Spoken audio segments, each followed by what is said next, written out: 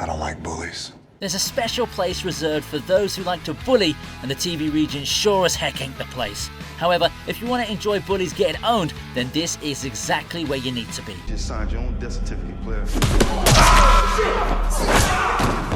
How do I know this? Because you showed a lot of love to Volume 1, so prepare yourselves for Volume 2 of the top 25 times when bullies got owned across films and TV. None more important than this.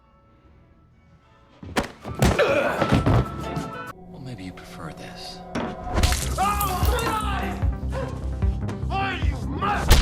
Dan Stevens is a criminally underrated actor, and I wish he got more credits than just a side character in the MonsterVerse films. Anyway, 2014's The Guest showcased his acting skills quite nicely, especially when you look at the bar fight scene where he takes on all those idiot boys who thought that they could bully a lethal soldier. Thanks for the drink. You're welcome. I don't want it, though. You can have it. It starts off with a drink to the face and ends with several stitches to multiple bodies. First of all, why would you want to waste alcohol, especially when it's hard for people your age to get it legally? Not that I endorse unlawful consumption or anything like that, but anyway, my interest is in the way David brutally destroys these losers without having to break a sweat. You can totally feel the pain in those punches because the sound effects were pretty intense. Even the story that he orders the bar owner to tell the cops later highlighted how he carefully thought out everything right from the start. Call the police and tell them the truth.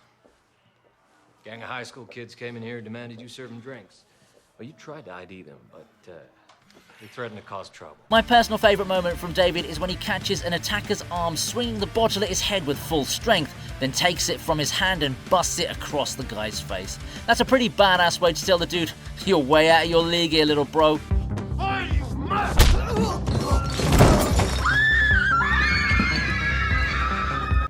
You better watch your ass. What's going on? Just giving Jimmy some pointers. He's here to try it for the team. Not a lot of people have heard about 2005's Cursed, and to be honest, you aren't really missing out on much. It's basically Jesse Eisenberg turning into a werewolf before becoming the founder of Facebook. However, he does have a trick or two up his sleeve, and we see it when he takes on Bo, who tries to bully him for hitting on Brooke. Actually, we're just talking. But if you don't mind, shoot. Oh, you are asking for it, Abercrombie. Oh, come on, Bo, you're really becoming transparent. Look, have a little identity intervention, okay? Because all this internalized homophobia is just giving you away. Apart from this clip going viral on TikTok a few years ago, I think you've noticed a pattern when it comes to bullies always trying to one-up their victims because of a girl. In the case of Jimmy versus Bo, though, it's the nerd who totally dominates a wrestling match where he doesn't just take on the bully, but his entourage as well. It starts off with Jimmy struggling, so we as the audience don't really know what to expect from the fight. Element of surprise! However, once our boy taps into his werewolf instincts, he totally dominates all three bullies, even despite a surprise attack. My personal favourite has got to be when Jimmy lifts up Bo and slams him right after saying something as random as, you know the best thing about being a fairy? You get to fly. You know the best part about being a fairy? You get to fly. Oh, what's wrong? You gonna cry? Take a good look. You see any tears? Okay, so technically speaking, this show was made for kids, so it doesn't really suit the categories that I usually cover, but there's a great lesson to be learned here, so I figured, why not? Plus, the TV Regent is all about equality, and as long as you're owning bullies, then I don't mind including anything. So, Power Rangers Megaforce has this one scene where a bunch of stupid bullies try to pick on Nick without realizing that he's got enough strength to smash all of them at the same time. You know what we call new kids around here? Fresh meat. The first sequence doesn't see any violence at all, but Nick makes a statement when he challenges that weirdo who wants to see him cry. He looks super badass while saying it, so that works out just well, but then these bullies go ahead and pick on a little kid because they can't seem to take the hint. Also, what's with that dude only wanting to see his victims cry? Bro's worse than Daenerys wanting her subjects to bend the knee. I offer you a choice. Bend the knee and join me. Luckily, Nick comes to the rescue yet again, and all it takes is a slight crushing of the bully's fist to get the job done. The message he gives here is great, especially if you consider the fact that this is meant for the kids watching the show. However, I do have to point out that the acting is hilariously bad. If this carried on for a few more seconds, I'm sure Disney would have hired Nick for the next Star Wars show. Just because you're bigger doesn't mean you can pick on him, or even this bug. No matter how small, everything deserves respect. Hey, Spot! Heads up! UFO, brother! These were the good old days when actors in their 20s could play high school students so shamelessly and no one would even bat an eyelid. At least that doesn't change the fact that John Smith totally owns Mark and the Bullies when they tried to make fun of Sam for his conspiracy theories. It's a pretty simple moment with not much confrontation, but even so, John makes sure his emotions are communicated when he throws back the ball with extra force and sends that dude almost flying away. It's a pretty cool moment, and you can see the bullies freaking over it, almost as if they're dealing with an alien. Oh wait, they actually are dealing with an alien, aren't they? I would have preferred it if the dude got the ball in his face, because that would have been a bit more savage. Naughty, you teasing me? I mean, the football, okay? Not any other ball. Sheesh, what are you thinking? But yeah, it was solid stuff all around, and I am sad that they didn't come up with a sequel to I Am Number 4. Yeah, this movie didn't exactly do well at the box office, but it wasn't a devastating flop either, and there were so many other books they could have adapted into better films.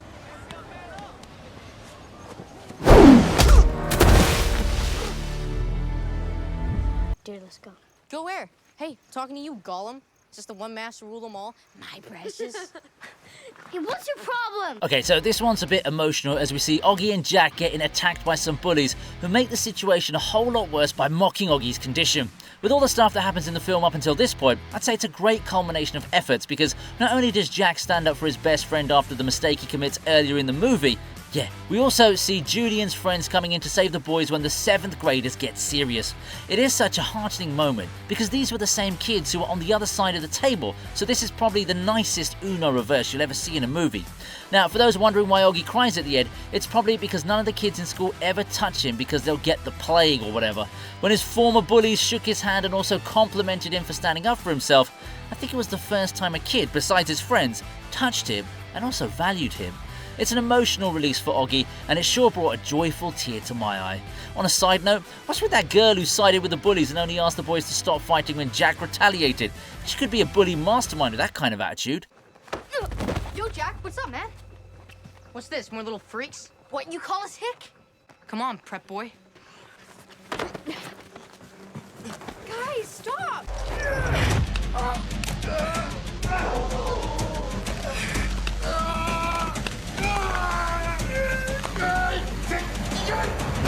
Webtoons and K-dramas make for a pretty decent combination, as can be seen in the case of The Uncanny Counter. If you haven't seen this one, you should give the show a shot because it's got an interesting premise. It also has a great scene where the hero So-mun takes down a gang of bullies with zero mercy and full swag. The way he smacks the first guy in itself is an S-tier flex because of the size difference between them. You normally wouldn't expect someone like So-mun to pull that off, especially if you consider the fact that this dude was disabled. Here, he's fully enabled to teach bullies a lesson, and he doesn't stop till he whacks the gang leader in front of a live audience. Also, I believe that getting slapped by another man in a fight is the ultimate insult for Koreans.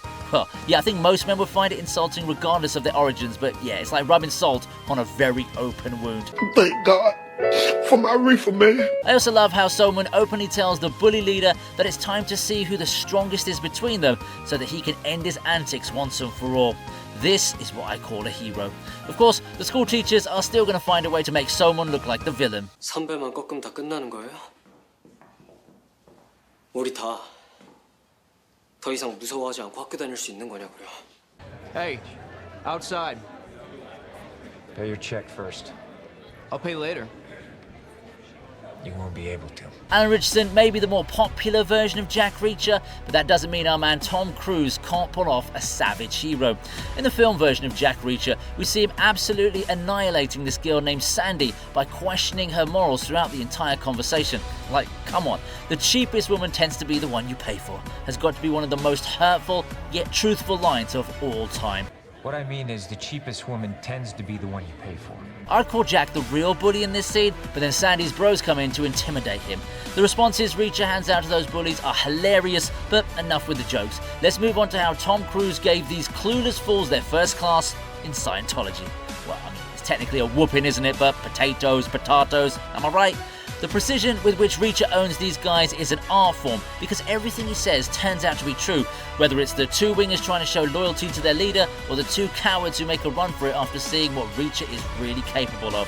You know, I genuinely think this film would have been a massive hit if Tom Cruise was at least 6 foot tall. I'll have to contend with 1 or 2 enthusiastic wingmen. The last 2 guys, they always run. Cool, let's just go. It's okay. No, we're not gonna go. This man insulted you, and we're not gonna leave until he apologizes. It's okay. Hey, we got a problem here. No. Yeah, we got a big problem. The friendship and rivalry between Dwayne Johnson and Kevin Hart is something everyone knows and loves, which is why the bar scene from Central Intelligence is a gem of a moment. First of all, let me just point out to you that The Rock is supposed to be at least 6'3" or 6'4", so the bullies he takes on are extremely tall.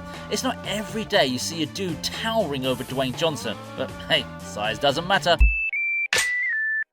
Now, Calvin may have tried to calm everyone down with some tacos, but Bob was having none of it. So after a few hilarious lines and smart exposition, he proceeds to smack down these bullies without having to resort to any serious moves. Why don't you and your boyfriend apologize to Big Rick here, and then go jerk each other off in the parking lot?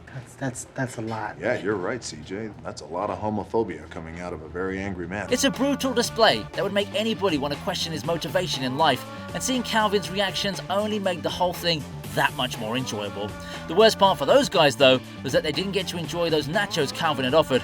Also, that girl who says, "I hope he's Catholic," was a random but funny addition to the scene. Oh my god, I hope he's Catholic. I guess nobody can match the friendship that exists between a couple of bald guys. Oh my god! What the hell was that? Bob, that was amazing. I've never seen anything like that.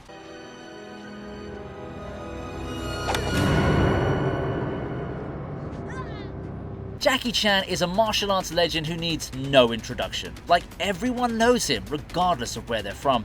Unfortunately, for the bullies in The Karate Kid, they had no idea, which is why they were in for a thorough thrashing from themselves. Yeah, that's right. Mr. Han comes in at the very last second to save Dre from these bullies, and he fights 6 of them at the same time without actually landing a direct hit on any of them. He just lets the kids beat each other up by redirecting their blows. I mean, it makes sense because it's not a good look for an old dude to beat up 6 kids now, is it? Yeah, Mr. Han brought the "why are you hitting yourself" joke to a whole new meaning with this display. Even if the cops ask Han who beat these kids up, he can literally say that they beat each other up, and he wouldn't be wrong about it now, would he? I'd say his lungs did more damage than the 6 kids combined, but I suppose he is human after all. Also, Jackie Chan does a fine job of showcasing karate here, but I'm not sure Jaden Smith got the memo. Bro ended up caring about the political and economic state of the world instead.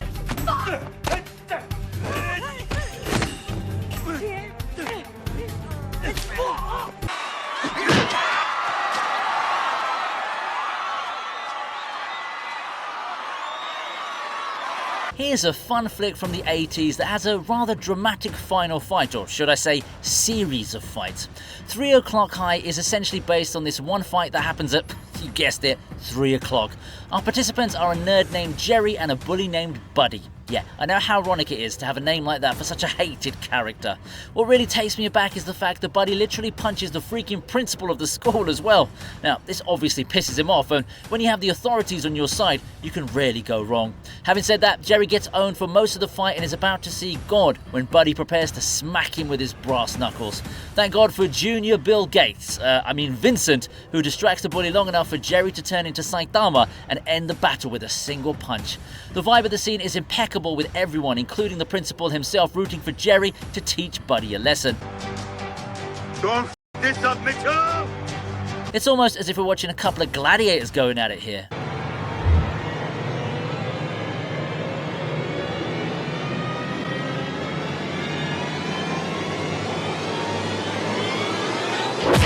Get him, Frankie. Cut him, Frankie. Get him, Frankie. Get him. Get him, Frankie. Cut him. Shoot. Oldest trick in the book. Once again, this is a case of old versus young, but this time the young are old enough to deserve a direct thrashing. Garth and Hub are war veterans who know a thing or two about combat, so it comes as no surprise to see them dominating a gang of wannabe tough guys with minimum effort. It's mainly Hub who deals the damage because he lectures the gang leader on how he has the kind of passion a flea like him wouldn't understand. Also, if a man disarms you and lectures you on how to use a knife properly in a fight, you need to just count your chickens and quit whilst you can. That wasn't the case, and we got to see a rather hilarious takedown. I love the part where Hub takes a break to drink some beer while he's also choking one of his ops. He's selfish that way. But there's 4 of them. I want to point out that Robert Duvall is 93 and Michael Caine is 91, and the fact that these guys are more badass than 90% of men today really says a lot about their personalities. Well, when the most popular dudes nowadays are Drake and Harry Styles, it's not like they have a lot to compete against, do they? Oh, okay. You hold it wrong, son. Not like this. You always do it like this. Smooth. All right? Try it again. Oh, shit. Come on now. Hey, Pops. Come on now. Shut your face. And don't listen, do you? Now get in the truck. There's something about an old dude showing a bunch of young bullies their place that seems to oddly satisfy me. Like, it shows that the boomers and co aren't always the villains that the woke crowd like to make them out to be. In this case, we have Walt Kowalski protecting Sue from bullies in the hood when her useless Trey is nothing more than a bro man. It's even funnier when you realise that Trey is actually Clint Eastwood's son in real life. The fake gun act at first perfectly sets up the surprise for the bullies when Walt pulls out the Colt 1911.45 ACP, which is a universal translator. It says F off in every language. But yeah, I can sense the disappointment in Walt because of Trey's cowardly antics. It's almost as if Clint wrote this scene to specifically tell his son how he really feels about him. Want to be super spade or something? These guys don't want to be your bro, and I don't blame them. Now get your old fade patty ass on down the road. I also like how the bullies say, "you too," to Walt after he tells them to take care. It's like a mark of respect they're showing to him for being more gangster than they could ever hope to be. Take care now. Yeah, you too. He asked you twice. Twice what, loser?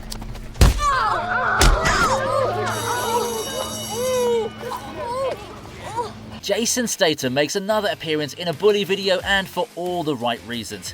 Oh wait, it's not Jason, but rather his daughter Maddie, who shows what's up to her bully Teddy. It's a great scene because you can see how calm Maddie is, even though I'm sure she wants to beat Teddy to a pulp using the skills her dad's taught her. She even asked him to return her cap a couple of times, so it's fair game, and oh boy, she violates him to a whole other level. The gut shot plus kick to the nose combo is the kind of stuff you see in Mortal Kombat, right? And of course, the teacher only comes in when she sees Maddie smacking Teddy. Like, is this some kind of running gag that the film industry and education sector has conspired on? That dude totally deserved the whooping he got, but it's still Maddie who has to deal with the consequences of her actions. But hey, at least Broker can be proud of his kid for her fighting skills. He might even recruit her into the Expendables once she's old enough. I warned him 2 times like I was supposed to. The schoolyard monitor said she saw Maddie hit Teddy pretty hard, like she knew what she was doing. He started it. What's your name? Brad. Brad, why don't you get up here in front of the class here and read conversation number 5. There's something about young Leonardo DiCaprio that makes everyone want to give him a second chance. Just look at Frank from Catch Me If You Can. That dude posed under multiple identities and was still allowed to operate his scams as he pleased. In this scene though, his impersonation as a professor is totally warranted when he takes care of that bully Brad who tried to act smart by pushing him in front of a female student. You selling encyclopedias? Yeah, it looks like a substitute teacher. Justice is served the moment Brad sees Frank as the substitute teacher in class, and he regrets it immediately when he's made to read in front of class like a jester. Now, I do feel bad for the old lady who not only was the actual substitute teacher, but also had to come all the way to class only to be brushed aside by a con artist. What do they think? It's easy for a woman my age and all the money that it costs to travel? I tell you, they don't give a damn. Also, what's the deal between Brad and that nerd friend of his? I'm sure their buddy behavior has a lot to do with bullying as well. Excuse me, people, if I need to ask again, I'm gonna write up the entire class. Take your seats! Well, either your daddy got ripped off or you're back in make-believe land, sweetheart. Because we feel fabulous. Not for long. It's a known fact that girls in high school tend to be extremely hostile towards those they might deem to be their competition. Mean Girls is pretty much the biggest example of that, but let me bring your attention to this epic moment from Kick-Ass 2, where Hit Girl teaches Brooke a rather deadly lesson.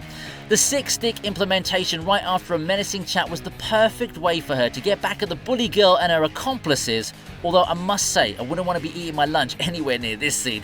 Kudos to whoever wrote the line about wanting to make the world a better place rather than winning, because it landed perfectly. You win. I don't want to win. I just want to make the world a better place. Considering that this movie came out the same year as the Carrie remake, it means Chloe Grace Moretz really took down the popular kids in 2 universes in 1 year. Let that sink in now. However, I want to make sure that everyone knows who the real victim of this attack really is: the school janitor. He's definitely not going to have a nice time cleaning up all that icky material.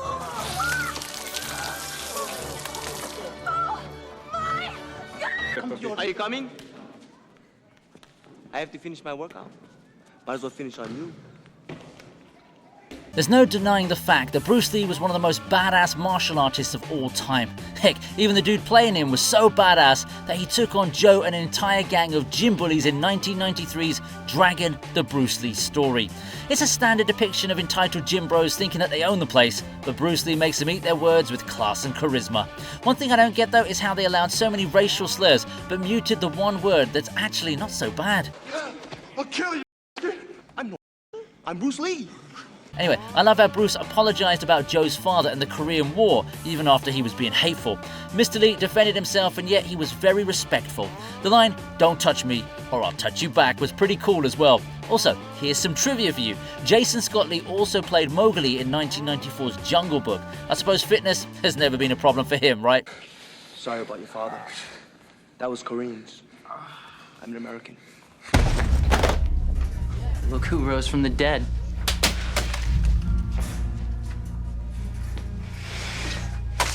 Jeremy Gilbert is a character that awakened the intrusive thoughts of tons of young women throughout the 2010s. He's also supposed to be a quiet kid who shouldn't be messed with, so it's understandable to see him lose his composure after those bullies started to mess around with him by tossing his phone around. Come on, Nina Dobrev is calling him, so let the man answer. Yeah, I know they're cousins, but look, the joke still applies. Seeing the brutality of how some of those moves really made me feel concerned for those bullies, because Jeremy could have made things really serious if he continued for a few more seconds. Also, the dude is ripped AF. These guys should have known better than to mess with him. Jerry had the best possible chance to get at his bully who asked if his phone rings. All he had to do after the thrashing was ask him, "How's your head? Does it ring?" But I can understand that sassiness doesn't come to him naturally.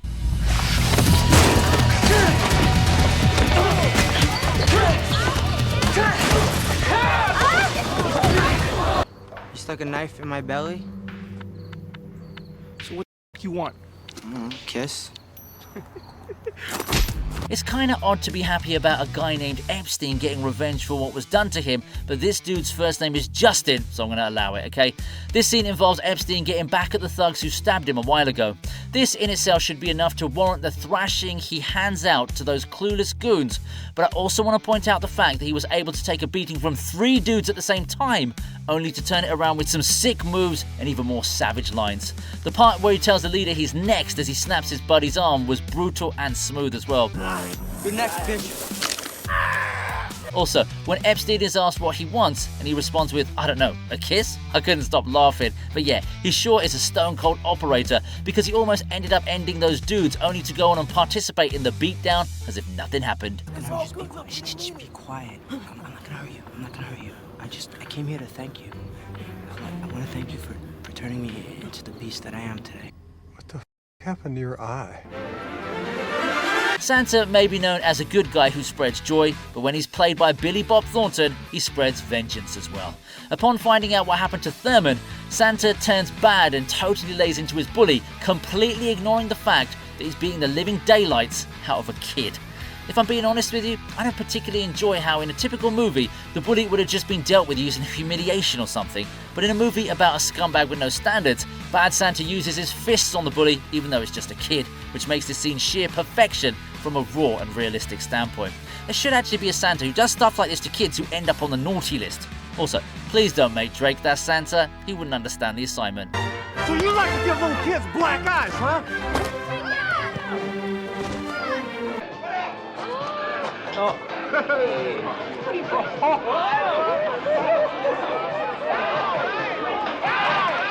So I know that I just said about not liking it when bullies only get humiliated, but at the end of this movie, there's a lot of physical damage, so I'll allow the violation that happens to Moddy and his gang at the hands of Clifford and his new bodyguard, Ricky.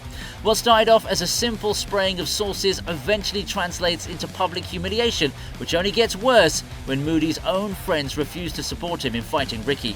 The look on Moody's face is enough to tell us that he's been totally outplayed here, and there's no coming back from that kind of defeat. It's all yours, Big M. Now, here's some trivia for you. The guy playing Ricky, Adam Baldwin, also played Animal Mother in Full Metal Jacket 7 years later. It looks like the whole tough guy act finally landed him in the army. Show him how tough you are. How about you guys take this dude? He's a chump, man. Who's the fruit this time, huh, Booty? I'll tell you, you learn a lot of things on the way to 500. None more important than this. Yeah, this was peak level Vin Diesel, both in terms of acting as well as physical fitness. Knock Around Guys was also released during a time when he didn't really care about family, so that's all the more reason for this entry to land at number 4. Taylor's description of 500 fights is directed quite well because it's easy to make it sound cringy. Luckily, Vin Diesel does a great job of delivering lines right before he lays into the bully who thinks it's okay to raise his hand to a woman. There's no mercy for such a crime, which is probably why his goons also didn't want any part in it. Also, kudos to Matty for teaching us all a very valuable lesson. You don't have to be the best fighter in the bar, you just have to be his friend. Don't turn your back on me. Honey, baby, get in the truck. Get him, Jimmy. Get him, Jimmy. Get in there. Take him down, Jimmy. Arrest him! Remember Maddie from a few entries ago? Yeah, her dad happens to be one of the most badass fighters in Hollywood, so it's but obvious that he comes out on top when the bully's dad tries to get confrontational with him. Broker tries his best not to enact violence in front of his kid and, more importantly, a cop, but there's only so much you can do, especially when your daughter's getting insulted. Good thing that the cop didn't arrest Broker as well, but Jimmy totally deserved it. Also, kudos to Kate Bosworth for playing the most convincing Karen I've ever seen in a movie. I swear, Cassie was more annoying than Teddy and Jimmy combined. Hey, what, huh? Hey, what, you want to say something? You want to say something to me? Also, fun fact here, Sylvester Stallone wrote the script for this film. I guess you just can't keep the Expendables apart now, can you? I'm in trouble here. No. I saw what happened. He was out of line. You really have to take him down that hard, though?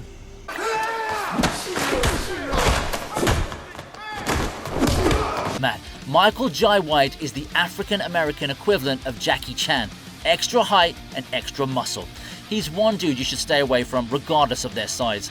Those prison bullies from Blood and Bone clearly didn't get the message, which is why they end up how they do after Isaiah Bone completely wrecks them in less than 30 business seconds. Come on, if a man turns around and looks as ripped as Bone does, do you really want to mess with him? Bro must have put more effort in making his shirt wet than beating down all those inmates. On a serious note, it's a real shame that someone as talented as White hasn't become a household name. He should be all over action movies fighting CGI bears or whatever. I need you to deliver a message. I want you to tell every behind these walls that if they get the notion to with me, don't.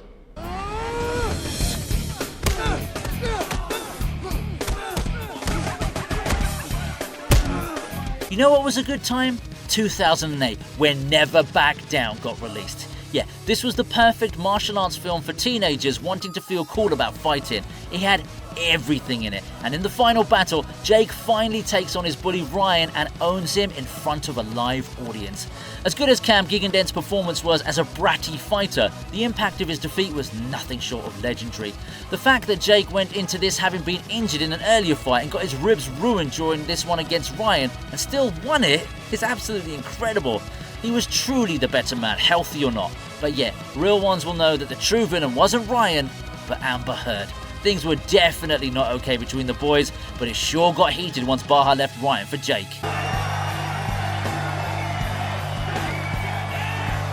Hope you liked the video. Please subscribe to the TV Regent, and here's another video I know you're going to enjoy.